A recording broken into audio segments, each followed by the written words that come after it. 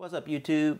It's your boy Javon Stern, and I just wanted to come to you with this review of the Mad Catz MLG Pro Circuit controller after I've had a few games with it. And I've had more than a few games. I've had about 30 games with it.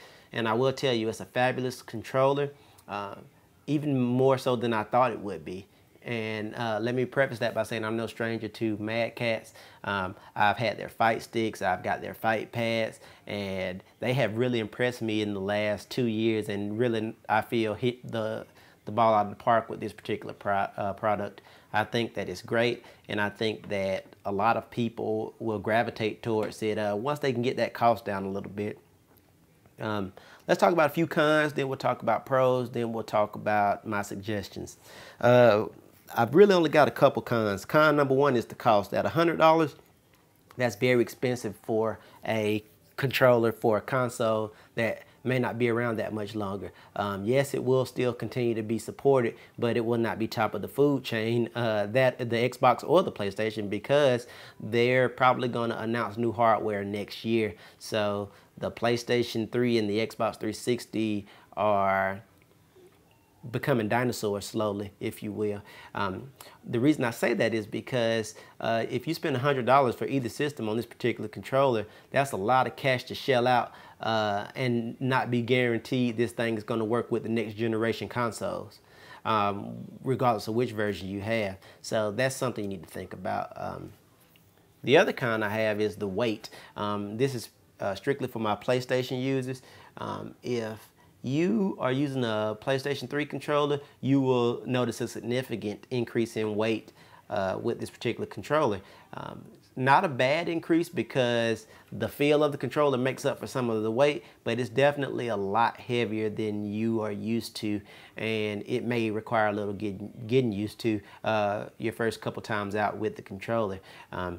I know in my unboxing, I chose to leave the weights on. Well, 2 games in, I chose to take the weights out because it was just too heavy. And it's still much heavier than my PlayStation controller with rumbles. And this one, you know, doesn't have any rumbles. And right now, no weights, and it's still heavier. So that's something I'd like to see improved in the next iteration of this controller. Those are pretty much the only 2 cons I have. There's a third, but it's kind of a misleading marketing ploy, but and you can call it a con or not, but Mad Catz advertises this thing as being able to customize any way you want, put the buttons anywhere you want, and to play with it. That's not actually the case. You can only run a PS3 or an Xbox standard setup. And what I mean by that is that you can either run 2 analogs here and a D-pad here, or you can run a analog D-pad analog, like on the Xbox. You can't run 2 D-pads, and I don't believe you can run 3 analogs. I didn't try that, but if I was a betting person, I'd probably say you can't do that either. So that was a little bit of a drag. As I said, you know, for a $100 investment, you should be able to put whatever you want in here and experiment. So that's like I said, that's a little bit of a letdown, but I don't think that that's going to affect too many people, because you're either going to want to play a standard PlayStation or a standard Xbox setup, which that con can also be my first pro.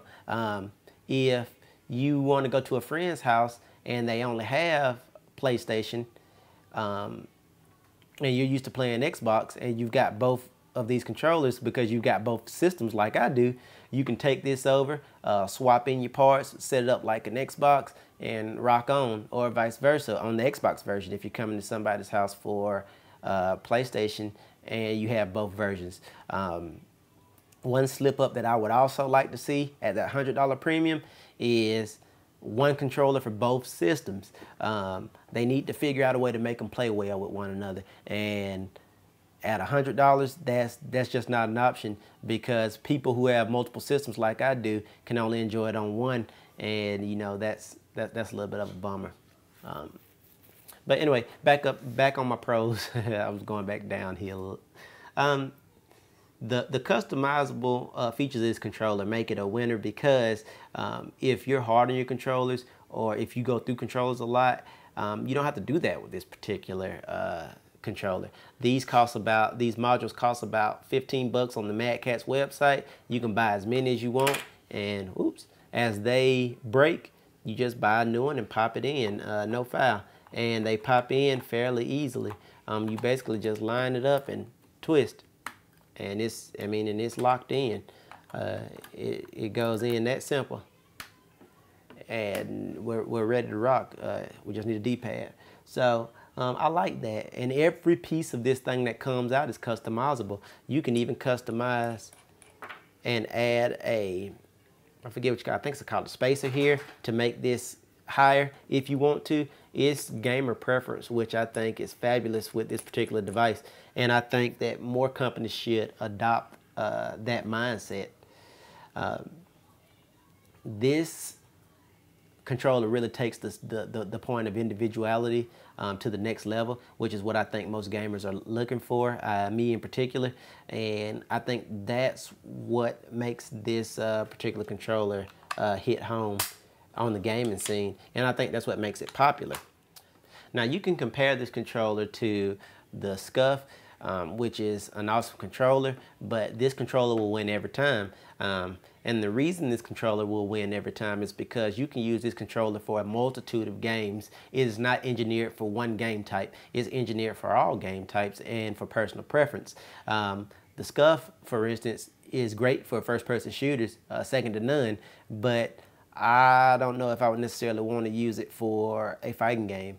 I want to use this for anything. This would be my go-to controller for any game that I would want to play.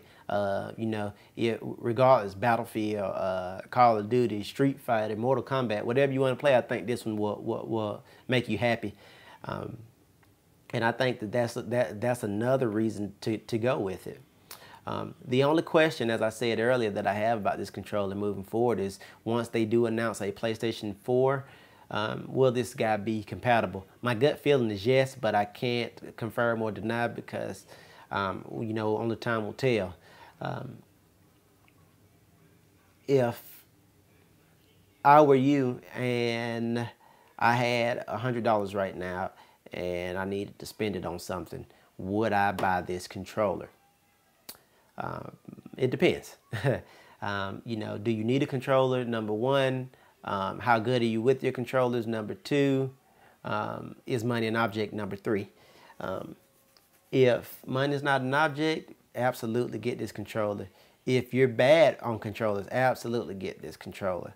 If you're good on your controllers and you got $100 to spend, I would go elsewhere because, and I'm not spending money on something other than the controller, particularly this one, because this controller, it performs on par with my PlayStation controller. Nothing's necessarily better about it than that, but it performs on par. It goes tit for tat. If my PlayStation's 100, this one's 100%, which is unusual for a third-party controller. There's generally something that you don't like, but I like this enough to use it as a primary controller.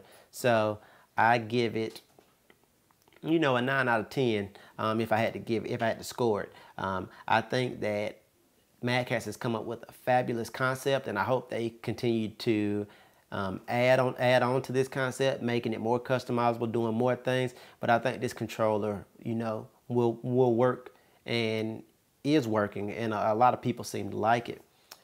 If you guys are looking for something that's different, that you'll like, that you think will work for you, I think that this controller will fit that bill. But $100, I don't know. That's a lot of cash to spend on it, because it's not like a Scuff controller where it's personalized. It is basically a glorified Xbox controller, but it does have its place because it is customizable, fully customizable. So, I'm kind of torn about it. Am I getting better games with it? No, I'm getting about the same games that I was getting with my standard PlayStation controller. Does it perform well? Does it hold up? Absolutely. Don't ever have to charge because it's always on the line. And I think it's a great product for what it is. But, you know, it ultimately will take me probably more than 10 hours to give you an accurate assessment of how this thing's gonna hold up and the long-term effects of playing with it. But you know, we're off to a good start. 10 hours, no issues. Everything still feels nice and tight and nice and good. Particularly the face buttons feel fabulous. The analogs have loosened up a little bit. I will tell you this too. The analogs, the Xbox version analogs are not as good as the PlayStation version analogs. It may be because this is the PlayStation actual controller, but it may be because of the travel. I'm not for sure. But these seem to be a lot more precise overall, even more precise in some instances than the analogs on the actual PlayStation controller, which was a little shocking. But let me know what you think. If you own this thing, if you're thinking about purchasing it, if you had some questions that I didn't quite touch on, ask away, and I'll be glad to, you know, answer those questions. I'm gonna put some more hours in on it, see where we end up. But yeah, I mean, if you're looking for something new, you got the cash, and you're not worried about what the future may bring in terms of new consoles, I think this is a solid investment that you'll be happy with, and that will treat you well for the long term. That's all I got, guys. That's my review in a nutshell of the Pro Circuit MLG controller from our friends over at Mad Catz. Take care. Hit that like button. That's all I got. Peace.